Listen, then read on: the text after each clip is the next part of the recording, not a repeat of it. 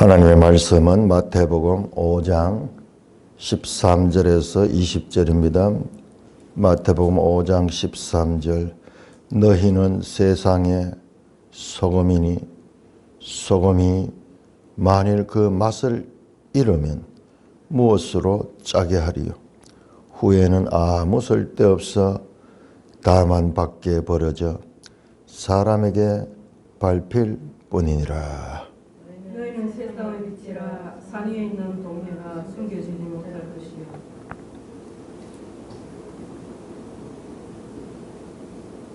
사람이 등불을 켜서 말 아래 두지 아니하고 등경 위에 두나니 이러므로 집안 모든 사람에게 비치느니라. 이같이 너희 빛이 사람 앞에 비치게 하여 그들로 너희 착한 행실을 보고 하늘에 계신 너희 아버지께 영광을 돌리게 하라. 내가 율법이나 선지자를 폐하러 온 줄로 생각하지 말라. 폐하러 온 것이 아니요 완전하게 하려 함이라. 진실로 너희에게 이르노니 선지가 없어지기 전에는 율법의 1.1획도 결코 없어지지 아니하고 다 이루리라. 그러므로 누구든지 이 계명 중에 지극히 작은 것 하나라도 버리고 또 그같이 사람을 가르치는 자는 천국에서 지극히 작다 일컬음을 받을 것이요 누구든지 이를 행하며 가르치는 자는 천국에서 크다 일컬음을 받으리라. 내가 너에게 이르노니 너희 의가 서기관과 바리새인보다 더 낫지 못하면 결코 천국에 들어가지 못하리라. 하나님 아버지 은혜를 감사합니다. 놀라운 예수님의 말씀들, 그 말씀하신 뜻을 따라 바르게 깨닫게 하여 주시옵소서. 예수님 이름으로 감사하며 기도드리옵나이다. 아멘. 자, 13절에서 16절까지는 앞에 나왔던 말씀 11절, 12절의 연속입니다. 왜? 11절, 12절이 2인칭으로 너희는 갑자기 팔복은 3인칭으로 그들이 복이 있다. 긍휼히 여기는 자는 복. 그들이 3인칭으로 되어 있는데 갑자기 11절부터는 너희에게 복이 있다. 너희 상이 크다. 너희 2인칭으로 바뀌며 이제 팔복의 삶을 사는 자들, 이와 같은 삶은 구약의 선지자들의 삶이었다. 구약의 선지자들도 그런 삶을 살았다. 12절에 구약의 선지자들이 왜 이런 삶을 살았을까요? 그 사람들이 특별한 사람이 아니라 하나님의 말씀을 직접 받았다면 하나님을 체험하는 거예요. 하나님의 은혜를 생생하게 경험했기 때문에 이사야 선지자 같은 분은 이사야 6장에 보면 하늘 회의에 참석하잖아요. 내가 보니 보좌에 앉은 이가 있고 천사들이 천군 만마가 있고 거기에서 자신이 그 보좌를 보자마자 화로다 나여 죽게 되었더라. 갑자기 자신은 죽어야 될 존재라는 것을 보게 된 거예요. 왜? 내가 죄인으로서 하나님을 받는 거예요. 죄인으로서 거룩하신 분을 받기 때문에 죽을 수밖에 없네요. 그때 그 천사가 와서 그를 숯불로 그렇게 찢으면서 하나님의 특별한 은혜를 입고 죽지 아니하고 살게 되며 이제 선지자의 역할을 감당하게 된 거죠. 선지자들은 먼저 그 큰 은혜를 입었기 때문에 이사야 선지자도 전설에 의하면은 순교를 당했는데 그런 걸 성경이 안 써놨어요. 기록 안 해놨어요. 우리 인간이 봤을 땐 장엄한 순교의 그 비장함과 그리고 이 신앙의 절정에 있는 사람의 모습을 우리는 관심이 있는데 하나님 그런 거는 그냥 중요한 게 아니라 그냥 말씀만 기록해놨어요. 하나님이 너무 매정하신가? 우리 끝까지 인간적으로 그렇게 생각하는 거예요. 아니에요. 그 하나님은 죽은 자도 살리시는 분이고 그리고 보상하시는 분이다. 천국에서 큰 보상을 받을 분이다. 이 땅에서 환난과 핍박을 당하는 자 천국에서 크다 일컬음을 받을 것이다. 크다 일컬음을 받을 것이다. 계속 보상에 대해서 말씀합니다. 천국에서 너희 상이 크다. 하늘에서 너희 상이 크다. 17절 너희 전에 있던 선지자들도 이같이 받겠다. 그 선지자들도 그 삶을 살 수 있었던 것은 그리고 궁극적으로는 왜 이것을 명확하지 아니하면은 바울 사도나 베드로 사도나 다 세상의 관점으로 보면 저주받은 사람이에요.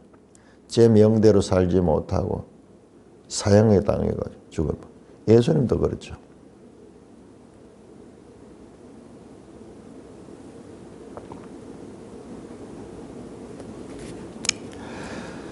너희는 세상의 소금이다. 이렇게 번역이 되는데요. 세상의 소금이 아닙니다.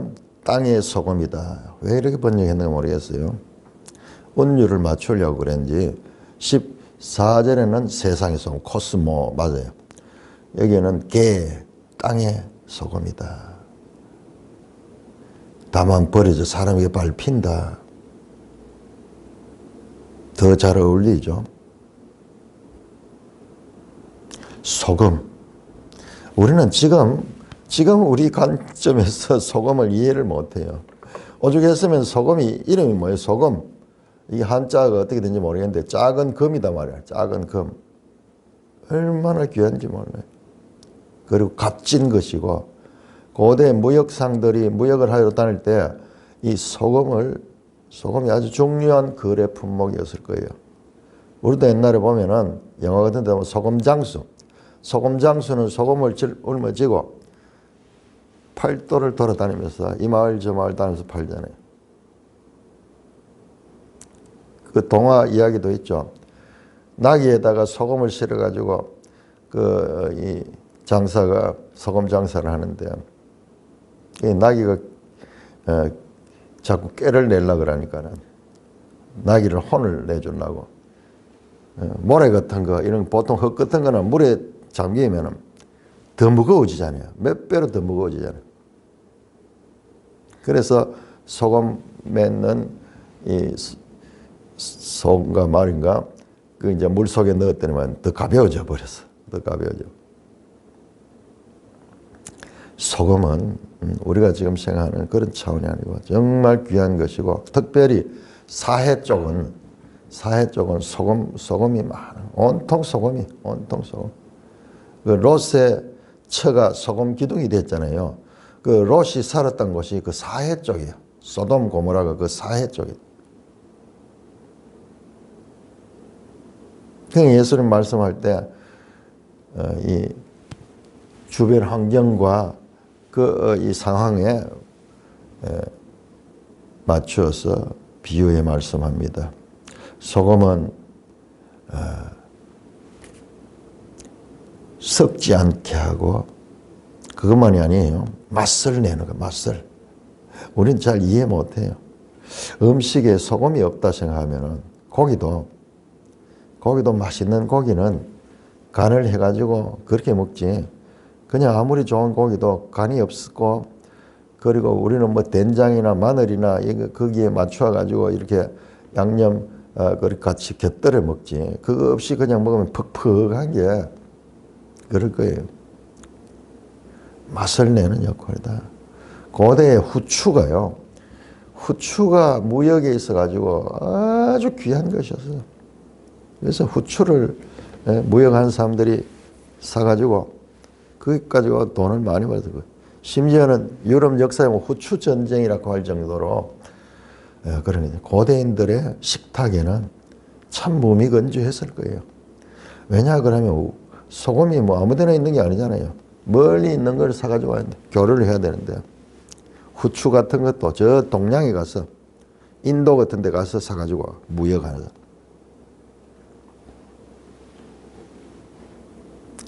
소금이 그 맛을 잃으면은 그 짠맛을 어떻게 했냐. 그 짠맛은 섞지 않게 하고 뿐만 아니라 맛을 내는 것인데, 그러면 아무 쓸데없어 밖에 버리자 사람이 빠진다.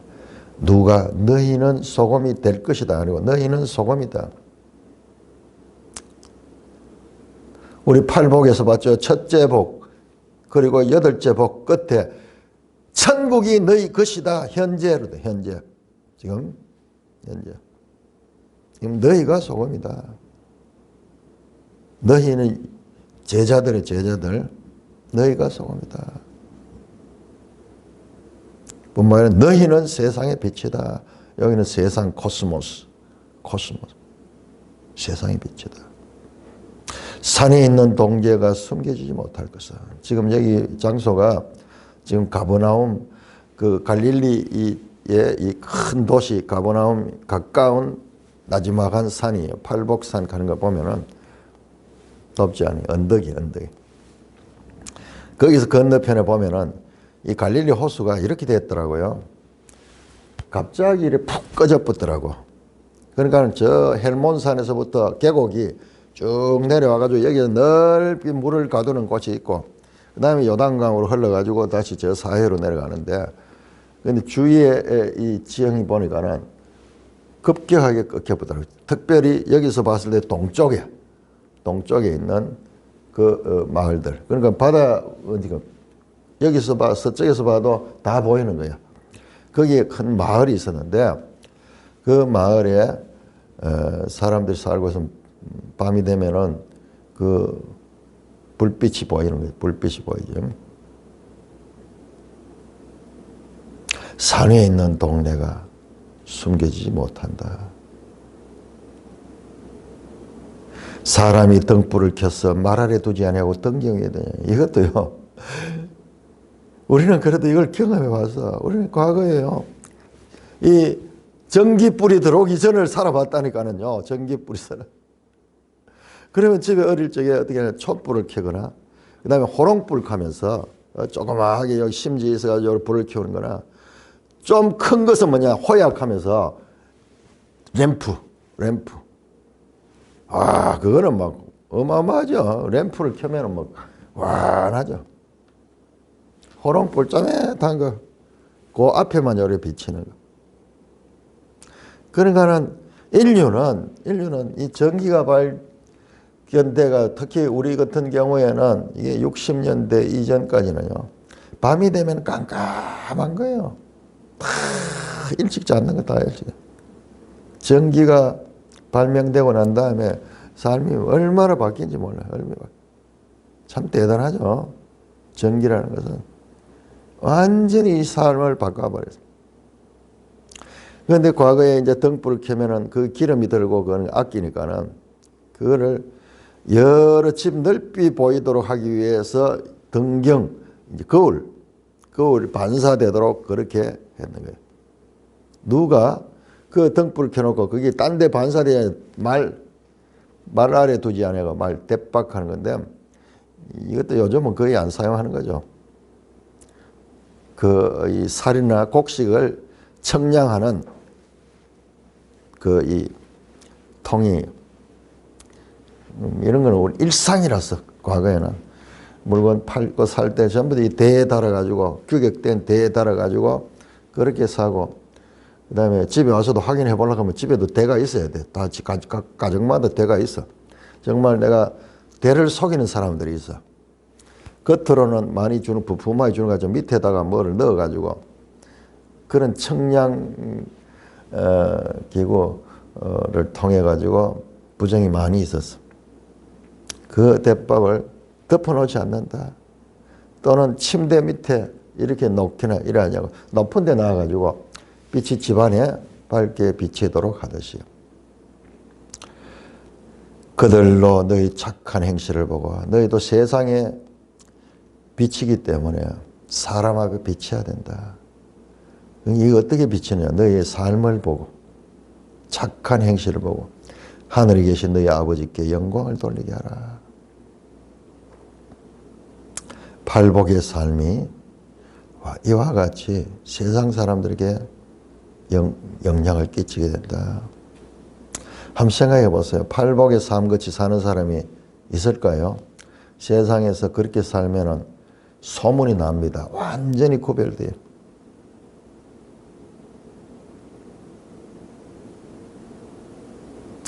빛은 세상을 밝히는 역할을 합니다. 그 빛은 타인들에게 영향을 끼칩니다. 소금, 빛, 착한 행실이다. 착한 행실의 하나의 그 비유적인 표현이었다. 소금이 역할을 하듯이 세상의 빛이 역할을 하듯이 그리스도인들의 착한 행실이 바로 그와 같은 것이다.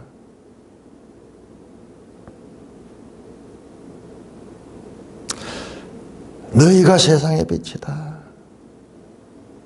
자, 우리 사도행전 13장 한번 볼까요? 사도행전. 이 갈릴리 사람이잖아요.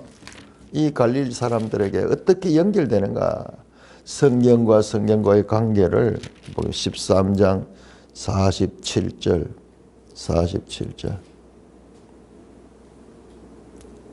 이 갈릴리 사람들이 말합니다.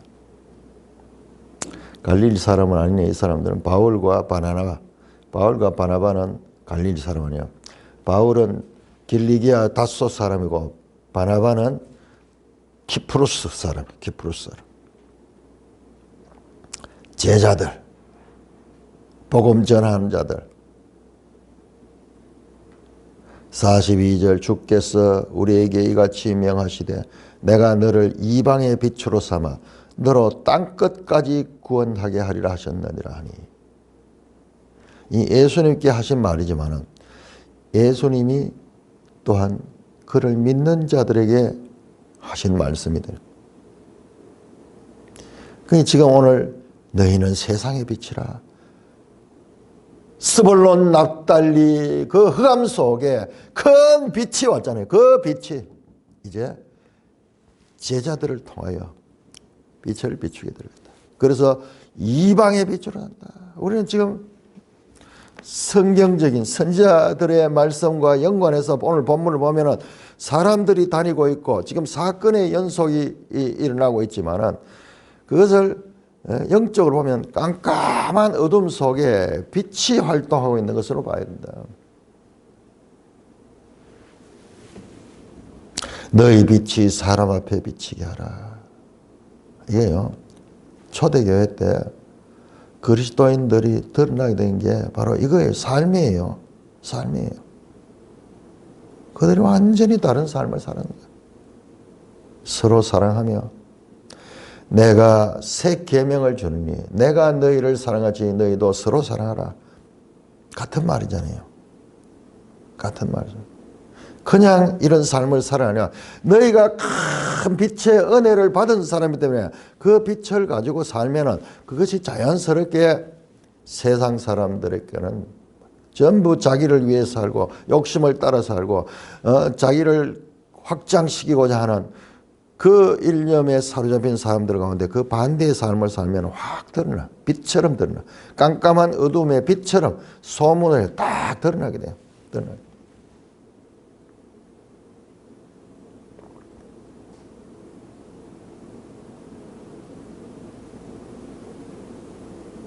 이렇게 16절까지가 하늘나라에 복 있는 자가 누구인가? 너희도 그 복 있는 자의 삶을 살아야 된다. 특히 13절에서 16절은 천국의 새 백성을 소금과 빛으로 묘사했습니다.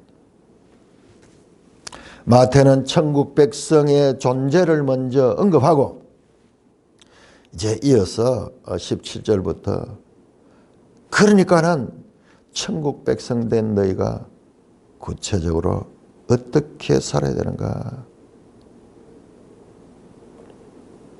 새 백성이 행할 것은 옛 백성에게 주어진 그 토라와의 관계를 통해 가르친다. 내가 율법이나 선지자, 이제 17절 나오죠. 율법이나 선지자 등장하고 그 다음에 21절부터 옛사람에게 말한 바 구약의 말씀과 지금 예수님과의 관계를 가르칩니다.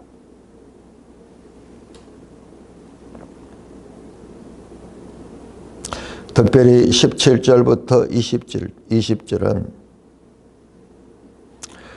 그 율법을 어떻게 해석해야 될까? 그 율법 해석 원리를 가르치고 있습니다. 참 이 본문이 제대로 잘 깨달아지지 못하고 있습니다. 우리도 한번 봅시다. 우리는 제대로 깨닫는가? 사실상 설교 중에 제일 어려운 설교가요. 지금 마태복음 5장에서 7장까지의 이 말씀이에요. 이거는 한없이 쉽게 하려고 하면 쉽게 할 수도 있지만 그건 제대로 하려고 하면 이 구약을 완전히 이해를 해야 돼요. 듣는 사람도 그 이해해야지 들리는. 자, 17절입니다. 자, 이렇게 한 단락이 끝이 납니다. 이제 그 새 언약 백성이 누구인가? 바로 팔복의 사람, 팔복에 사는 사람들이고 그 삶이 세상 가운데 비치도록 하는 것이 새 언약 백성의 삶에 이 드러나야 된다. 17절입니다. 내가 율법이나 선지자를 폐하러 온 줄로 생각하지 마라. 율법이나 선지자, 톤, 노몬, 율법이 노몬, 해, 토스, 프로페테스, 프로페테스. 율법이나 선지자이라면은 이것은 구약 성경 전체를 칭하는 전통적인 이 표현입니다.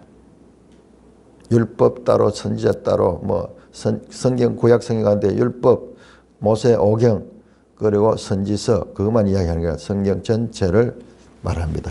11장 우리 7장 12절 한번 7장 12절 7장 12절에서 7장 12절 무엇이든지 남에게 대접받고자 하는데 너희도 남을 대접하라. 이것이 율법이요 선지자니라. 자, 구약 성경 전체를 가리킨다. 제가 앞에서 말씀드렸죠. 예수님이 산에 앉아 있었는데 산에 앉아서 지금 말씀하시는데 이게 새 언약의 법을 선포하고 있다. 출애굽기 19장에 이스라엘 백성이 시내산에서 옛 언약의 법을 받았듯이 지금 그 대조하네. 대조. 나와 율법이나 선지자 모세를 통해서 받은 그 말씀과 내가 하는 말 이 관계를 설명하는 거야. 그러니까 모세 모형론의 것이 단지 형식적으로 뭐 산에서 말씀했다 그 차원이 아니고 내용 면에 있어서도 쫙 연결되는 거야. 율법이나 선지자를 폐하러 온 줄 생각하지 말라. 폐하러 온 것이 완전하게 하려 함이라. 이렇게 예수님이 먼저 아주 중요한 대전제의 말씀을 선포하고 있습니다. 그런데요, 우리가 이렇게 중요한데 여러분들 그 구약 성경을 무시하는 재침례파들이 가장 중시하는 성경이 바로 산상수훈이에요. 그들은 산상수훈의 삶을 그대로 살아내려고 합니다. 뒤에 보면 맹세하지 마라 그러잖아요. 그러니까 맹세하지 않기 위해서 공무원 들어가면은 맹세해야 되거든요. 군대에도 가면은 맹세해야 되거든요. 군인의 길 맹세해야 되고. 원수를 사랑해야 되기 때문에 총 들고 싸우지 않습니다. 문자적으로 그대로 그들이 산상수훈을 지킵니다. 안식교도 보면은 군대 안 가는 청년들이 많이 있어. 그거를 교회 내에서는 아주 영웅당처럼 이야기를 합니다. 그런데 그분들이 신약 성경을 그렇게 강조하는데 넌센스가 되는 게 바로 이 말씀을 제대로 보지 못하는 거예요. 율법과 구약과 신약은 완전히 다르다. 그러니까 지금은 신약 시대이기 때문에 신약 중심으로 살아야 된다. 그런 사상을 가지고 있어서 구약 율법 폐지론 또는 구약을 무시해버린 거예요. 우리 그리스도 교회가 그랬잖아요. 그리스도 교회가. 그게 재침례파 전통이에요. 언뜻 보면은 그게 맞는 것 같아요. 저는 젊은 시절에 그 말씀을 듣고 내가 재침례파에 훅 빠진 사람이에요. 이게 진짜 바른 교회다. 이게 바로 교회 역사를 통해서 참 혼합되지 아니하고 순수한 말씀의 전통을 이어가는 무리들이 이 재침례파다. 그렇게 해서 내가 그 공동체의 모임에 가는 것도 그 공동체가 추구하는 게 재침례파의 말씀의 삶. 와, 초대교회는 공동체로 살고 이러기 때문에 그런 삶을 살아야 된다. 그래서 바른 신앙을 하기 위해서 그 재침례파 책도 읽고 재침례파는 거의 소개되지 않았어요. 그래서 거기에 깊이 경도되고 우리 김재인 장로님이 미국 가셔서 이 재침례파 이 교회에 거기 출석도 하시고 그 사람들과 교제를 하면서 자기 놀랬다 그러니까 평신도들도 성경을 너무 잘 알고 있고 막 그렇더라고 하면서 그러면서 동경하고 사모했는데 우리는 여기는 그런 게 잘 없거든요. 근데 그분들이 대체적으로 구약을 무시해요. 구약을 무시. 그런데 예수님 말씀 보세요. 예수님 말씀 정반대잖아요. 율법이나 선지자 구약을 폐하러 온 것이 아니다. 그런데 왜 이런 생각이 한국 교회한테 가득 돼서 구약은 율법, 신약은 복음. 그래서 구약의 하나님은 나쁜 하나님, 신약의 하나님은 사랑의 하나님. 이게 교회의 역사를 통해서 계속 이어져 왔습니다. 초대 마르시온 가는 이단이 대표적이었어요. 구약의 하나님은 데미우르고스의 하나님, 무서운 하나님. 저건 저질 하나님이에요. 저질 하나님. 그래서 성경도 신약 성경 가운데 몇 것만 경전으로 삼고 그렇게 살았어요. 이단들이 자세히 보면요. 신약 성경만 강조했던 거예요.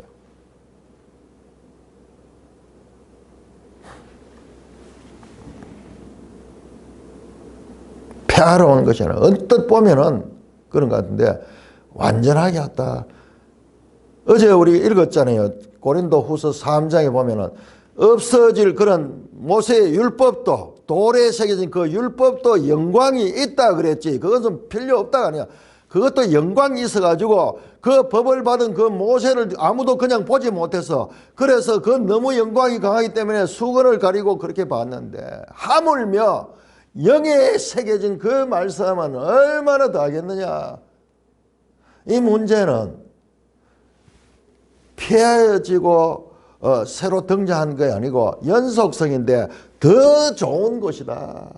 그러나 이 더 좋은 것이로 깨달아지기 위해서는 이 첫째 단계가 있어야 된다. 율법과 선지자를 알아야 된다. 그것과 연결된 거지. 그거는 전혀 딴 것이 아니야. 그것도 하나님의 말씀에서 나온 것이다. 그러나 그 말씀은 어떤 면에서는 반쪽짜리였다. 처음에 나올 때부터 그 더 나은 말씀이 나올 것, 새 언약이 나올 것을 알고 주신 말씀이다. 폐하러 온 것이 아니다. 많은 사람들이 예수님을 보고 예수님 율법 폐지론자로 생각했을 것 같아요. 왜냐하면 예수님 말씀하시는 것이 그 당시에 바리새인들하고 완전히 다르거든요. 저 율법에서 그 천하게 여기는 자들, 그런 자들과 더불어서 먹고 마시고 따르는 제자들도 다 비리비리한 사람들이고, 그 다음에 때로는 과격하게 안식일도 이렇게 일도 하시고, 그러니까 율법 폐지론자다, 그렇게 오해가 했을 것 같아요. 그래서 예수님이 그걸 알고 지금 말한 거예요. 너희가 생각하듯이 나는 율법을 폐지하러 온 것이 아니다. 완전하게 하려 왔다. 여기 단어가요, 프레로사이크인데, 이 프레로사이 또는 프레로레이, 이게 전부 다 성령 충만하다 할 때 사용되는 그 단어예요. 프레로예요. 완전하게 하려 왔다 그러니까 그것도 또 좀 우리가 잘 이해가 잘 안 돼요. 이게 뭐냐 그러면은 구약 성경의 목표, 달성하다, 성취하다, 달성하다. 원래 의도했던 것을 완성하는 거다. 구약에서 신약으로 발전적인 그와 같은 연속성, 이 구약과 신약의 연속성 하나를요 제대로 가르치는 그런 이 신학이 잘 없어요. 뜻밖에도. 그러니까 우리도 모르게 은연중에 구약과 신약의 단절로 보는 그런 관점이 우리 속에 심어져 있었어. 나중에 개혁주의는 이게 완전히 달라요. 이게 완전히 다릅니다. 개혁주의는 구약과 신약의 연속성, 발전성, 구원 계시의 발전성이 성경 전체를 보는 기본 원리. 얼마나 다른가 한번 보세요. 얼마나 다른가. 똑같이 성경을 그렇게 중요시하고 성경을 그렇게 강조하는데도 불구하고 이런 큰 전제가 차이가 나는데, 거기에서 신학이 달라져요. 삶이 달라지고. 얼마나 풍성한지 몰라요. 신구약이 연결되면은. 근데 설교들도 보면요, 너무 단순할 수가, 그리고 이 편협한지 몰라요. 구약과 신약의 연속성. 바로 예수님 말씀이 그 말이에요. 단절된 게 아니고 구약과 신약은 단절된 것이, 내가 온 것은 그것을 완성하러 왔다. 궁극적 목표를 내가 이루러 왔다. 그래서 예수님은 십자가에서 뭐라고 말합니까? 내가 다 이루었다. 완성했다. 그 말이에요. 완성했다. 구약의 이스라엘에게 주어진 것이에요. 이제 신약의 새 이스라엘의 교회 시대를 통하여서, 그리고 모세를 통하여 주어진 것은 이제 하나님이 직접 오셔서 그 율법을 완성하는 거다. 자, 그러면 구체적으로 한번 볼까요? 얼마나 그걸 강조하는가. 진실로 너에게 이르노니. 아멘. 에고 레고. 아멘. 진실로 너희에게 이르노니. 제자들에게 말합니다. 천지가 없어지긴 율법의 1.1획도 결코 없어지지 아니하고 다 이루리라. 이 말이 나오네요. 다 이루리라. 다 이루었다. 예수님이 그것을 다 이루시는 거예요. 천지가 없어지기 전에는 예수님은 이미 새하늘 새 땅을 보고 계십니다. 옛하늘 옛땅, 현재 보이는 이 천지에는 없어질 것이요, 두루마리처럼 쭉 말려 없어질 것이요, 새하늘 새 땅이 올 것이다. 그때가 오기 전까지 율법의 1.1획,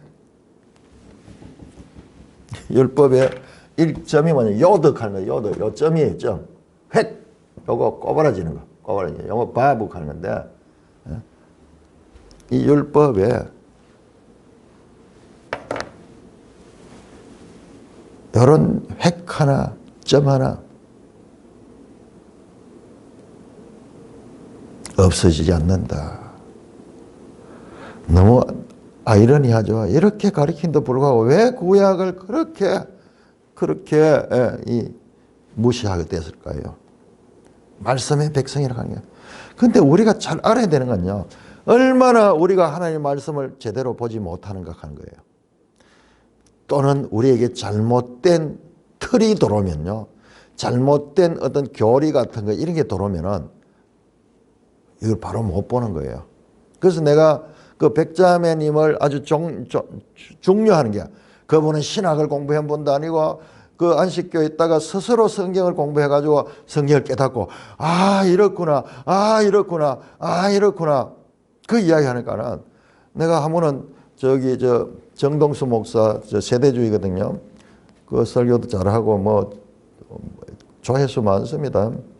우리 장로교 목사들도 많이 들어요. 내 주위에서 많이 봤어요. 근데 뭔가 다른 이야기를 하더라고. 그냥 한번 던져봐서 한번 들어보시고 한번 판단해보라. 그러니까 아니다 하면서 이게 마치 뭐처럼 순수해가지고 정말 말씀 가지고 분별할 수 있는 그런 하나의 모델 같은 사람이에요. 뭐 딴 거를 뭐 읽지는 않아요. 성경만 봐서. 다 이루리라. 율법의 1.1획도 결코 없으지 않고 다 이루리라. 그러므로 누구든지 이 계명 중 지극히 작은 것 하나라도 버리고 또 그같이 사람을 가르치는 천국에서 지극히 작다 일컬음을 받을 것이요. 누구든지 이를 행하며 가르친 자는 천국에서 크다 일컬음을. 이 계명이 뭐예요? 가르치는 내용이 뭐예요? 이게 율법과 선지자잖아요. 율법과 선지자. 지극히 작은 것 하나라도 버리고 이런 일획이라도 버리는 자, 이것은 천국에서 지극히 작다 일컬은 말이에요. 누구든지 이를 행하며 가르치는 천국에서. 자, 여기에서는 천국에서 배제되는 건 아니야. 배제되지는 건 아니에요. 천국에서 작다 일컬음 받고 이를 행하며 율법을 행하면서 가르치는 자. 천국에서 크다 일컬음을 받으리라. 자, 여기 차이가 있습니다. 20절하고 차이. 20절은 보세요. 내가 너에게 너희 의가 서기관과 바리새인보다 더 낫지 못하면 결코 천국에 들어가지 못.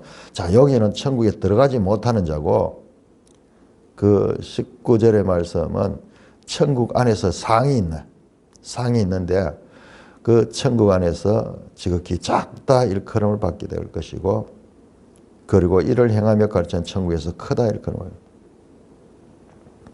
그러면서 말씀하면 내가 너에게는 너희 의가 서기관과 바리새인보다 더 낫지만 결코 천국에 들어가지 못하리라. 야, 이게 무슨 말일까요? 여러분, 우리 의가 서기관과 바리새인보다 더 나아야 돼요. 그래야 천국에 들어갈 수 있어요. 그런데 서기관과 바리새인들이 어떤 사람들 아십니까? 일주일에 며칠을 금식하고, 그리고 서기관들은요, 이 성경을 필사하고 이렇게 할 때마다 하나님이라는 단어가 나오면요, 일어서서 그 자리에 일어나가지고 손을 씻고 다시 와서 기록하고 할 정도로 철저하게 이 신앙적인 경건함을 유지했던 사람인데, 내가 너에게는 너희 의가 서기관과 바리새인보다 더 나아야 천국에 들어갈 수 있다. 오늘날 우리가 뭐 금식을 합니까? 무슨 선행을 그렇게 하고 있습니까? 응? 서기관과 바리새인들이 얼마나 구제도 많이 한.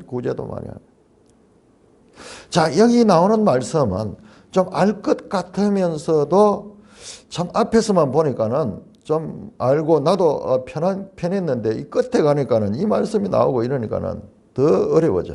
더 어려워져. 질문입니다. 자, 여기에서 너희 의가 서기관과 바리새인보다 더 나았지 못하면 결코 천국에 들어가지 못하라 그랬는데 이 말씀이 가지는 의미가 무엇일까요? 행위도 철저히 따라야 된다. 그런데 그 행위가 바리새인과 서기관보다 더 나아야 되는데요. 그런 믿음으로 구원받는다 하는 것은 뭐예요? 그렇게 보면은 해석 안 됩니다. 또 그러니까 이게 난제예요. 난제.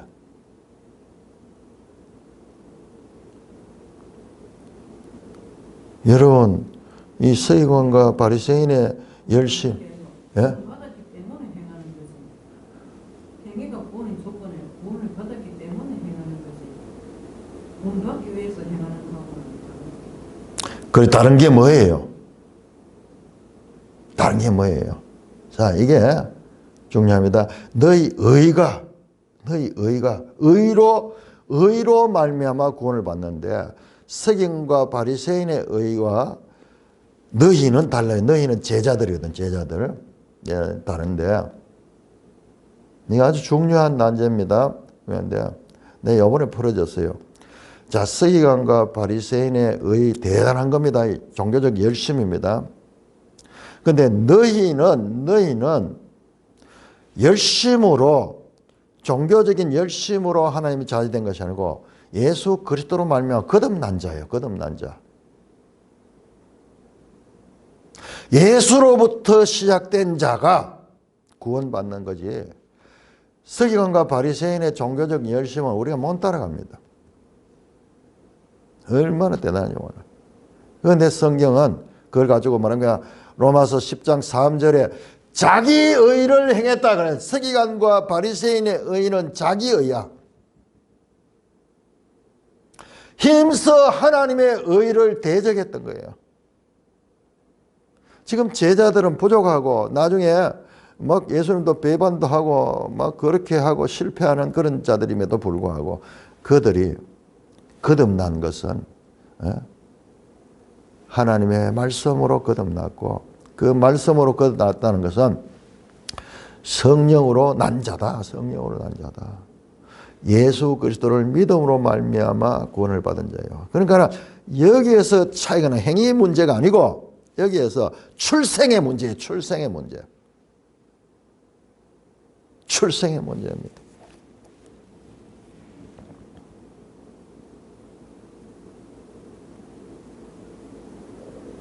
그래서 오자매는 말씀했는 게 이제 맡기는 안 돼. 근본적인 말씀. 그거는 그 이후에 출생한 자로서의 삶의 문제요. 근본적인 것은 너희 의는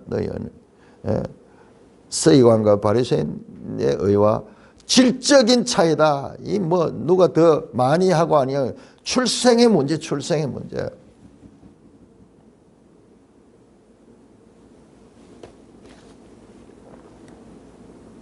예수님은 율법의 쥐를 대신하고 있습니다. 예수님은 율법을 성취하신 분이므로 이제 모든 관심은 그에게로 돌려져야 됩니다. 그러므로 이제 더 나은 의, 더 나은 20, 서기관과 바리새인보다 더 나은 의, 더 나은 의에 대해서 이제 말씀하게 될 것입니다. 많은 사람들이 예수님을 그 당시에 반율법주의자 또는 율법 폐지론자라고 말했습니다. 20절에 더 나았지 아니하면 너희 의가 더 나은 의가 아니면은 이 말씀은 이제 21절에서 48절까지의 이어지는 그와 같은 내용에서 더 확실하게 다루어집니다. 이곳에서 예수님은 율법을 폐하는 것이 아니라 성취하고 더 나은 의를 이루는 6가지 예를 지금 21절부터 지금 말씀하고 있습니다.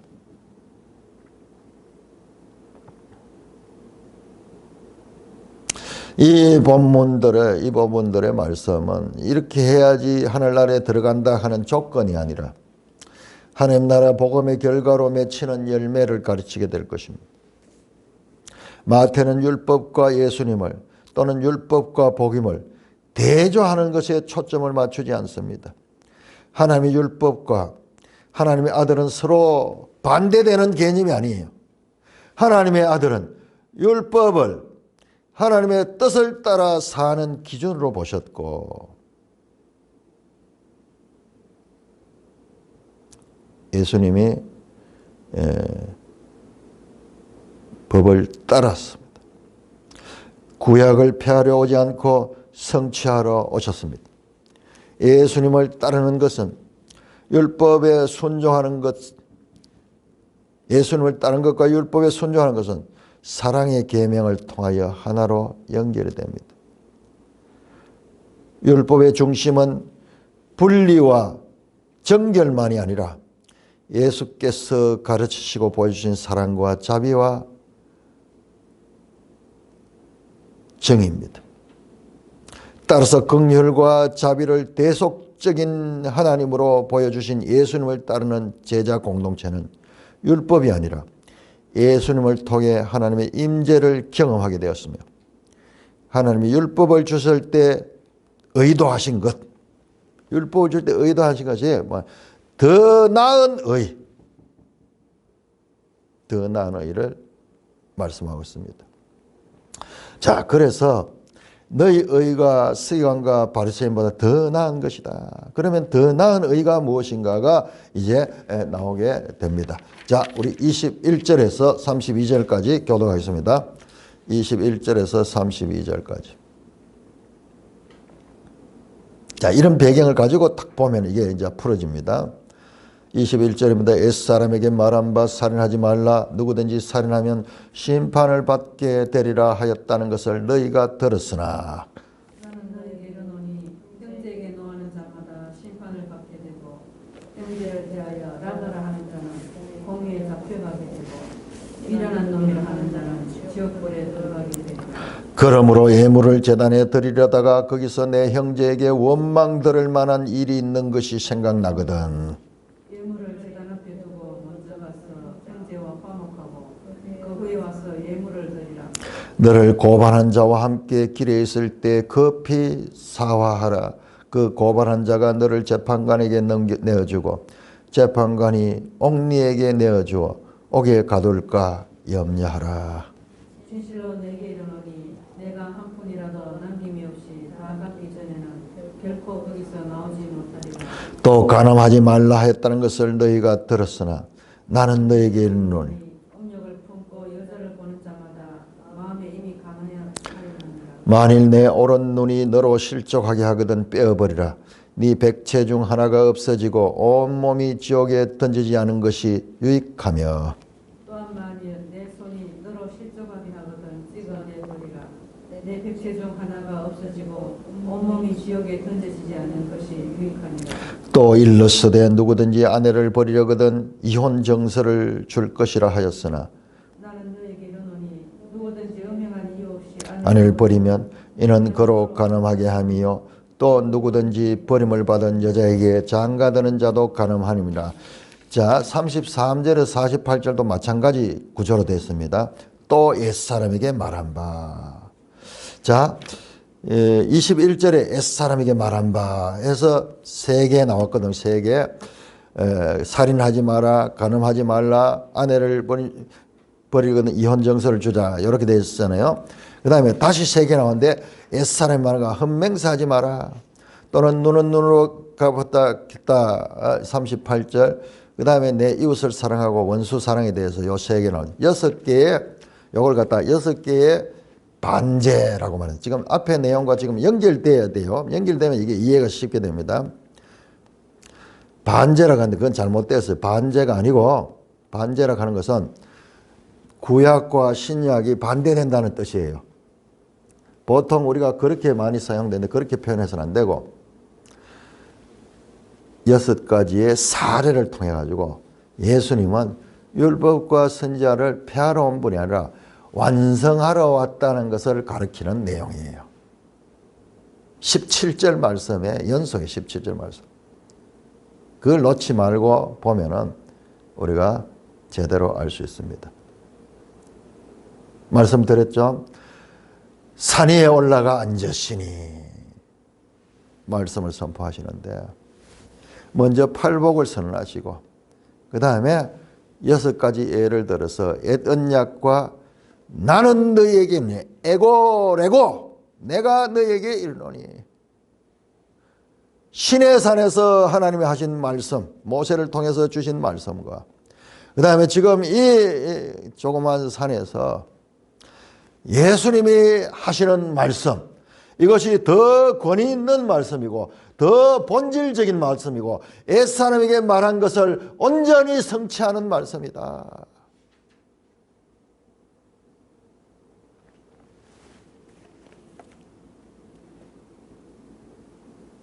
서기관과 바리새인의 의와 다른 것이다. 22절 나는 너에게 이르노니 28절 나는 너에게 이르노니 이게 지금 새 언약의 법이에요. 새 언약. 옛 언약 옛사람에게 말한 그 하나님의 말씀 살인하지 말라 그랬지만은 나는 너에게 이르노니 형제에게 미워하는 그 자체가 이미 살인의 시작이다. 그 살인이다. 더 나은 의, 더 온전한 의. 이 부분은 우리가 자세하게 한번 살펴봐야 되는데 가기 전에 앞에 나왔죠. 서기관과 바리새인의 의 중요합니다. 서기관과 바리새인의 의. 자, 마태복음 23장. 이게 정교하게 또 되어 있더라고요. 마태복음 23장. 보통 바리새인과 사두개인 나오는데 아니고 서기관과 이 바리새인 23장 전체가 서기관과 바리새인에게 주는 말씀이에요. 서기관과 바리새인의 문제가 뭐냐? 서기관과 바리새인은 그 당시에 가장 보수적인 유대교의 지도자들이에요. 가장 보수적인. 그러니까 어떤 면에서 보면 가장 신앙을 잘 지키는 사람들 같이 생각이 되는데 우리 이걸 봐야 됩니다. 신앙을 항상 현재라야 돼요. 아까 이야기했지만 그 재침례파 그 역사가 종교개혁 때부터 시작돼 가지고 지금도 공동체로 사는 사람들이 있습니다. 미국이나 유럽에 가면은 유명한 그 단체가 있죠. 아미식 하는 단체. 거기는 급진적이에요. 거기에는 전기도 사용하지 않아요. 그래서 완전히 마차 타고 다니고 그 마을 전체가 그 옷도 검은 옷 입고 다니고 완전히 아직까지 그대로. 근데 메노나이트는 그보다는 조금 더 사회와 연결도 되고 뭐 그런 삶인데 참 그런 삶이 참 부럽더라고요. 너무 경쟁이 치열한 이런 자본주의 사회에 살다 보니까는 그러면서 그 사람들 물질에 있어서도 공동생활 하니까는 많이 물질에 얽매이지 않을 수 있어요. 그런데 문제는 이제 그렇게 해서 지금 그 후손들이 이 땅에 왔는데 한 만나봤거든요. 근데 우리 공동체 세미나 할 때 젊은 사람들이 왔는데 보니까 이 사람들은 그 문화 속에서 살았던 사람. 그야말로 그 문화 속에서 조상 때부터 그 속에서 살은 사람이에요. 그런데 그들은 삶 자체가 그대로 막 그 문화가 돼 있어. 우리는 지금 막 새로 막 배워야 되고 이런데 너무 세상하고 다르잖아요. 그 사람들은 이 법 속에서 살았는데. 그런데 놀라운 것은 제가 발견한 것은요. 내가 이상을 가졌다 그 이상이 깨지는 것이 그 젊은 사람들이 우리처럼 이 말씀에 대한 기쁨과 감격과 알고자 하는 그런 것이 없더라는 거예요.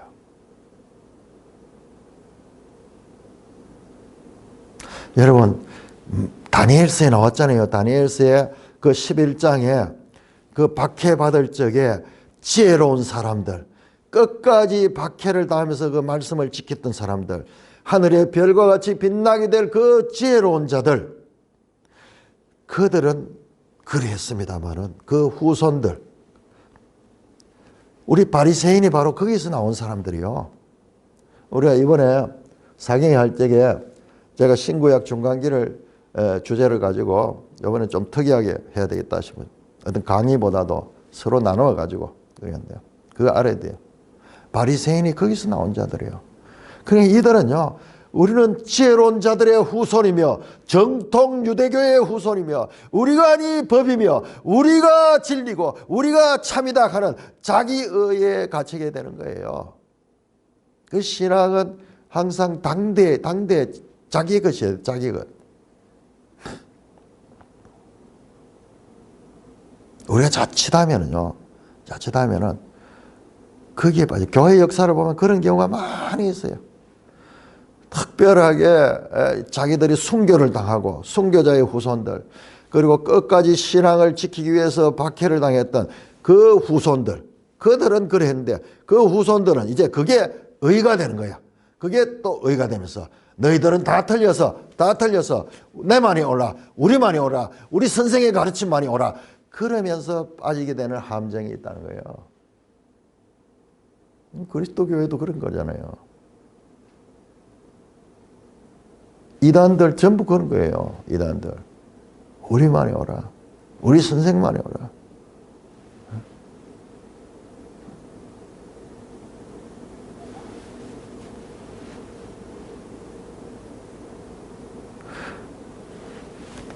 그들의 말씀이 또 이렇게 깊이가 있을 수 없어요.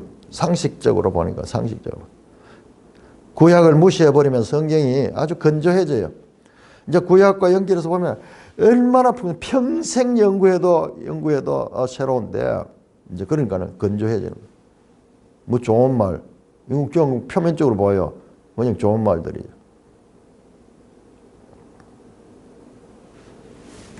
자, 23장에 보시면은 예수께서 무리와 제자에게 말씀하셨다. 서기관과 바리새인들이 모세의 자리에 앉아 있다. 그들이 지금 모세를 대표하고 있다. 율법을 대표하고 있다.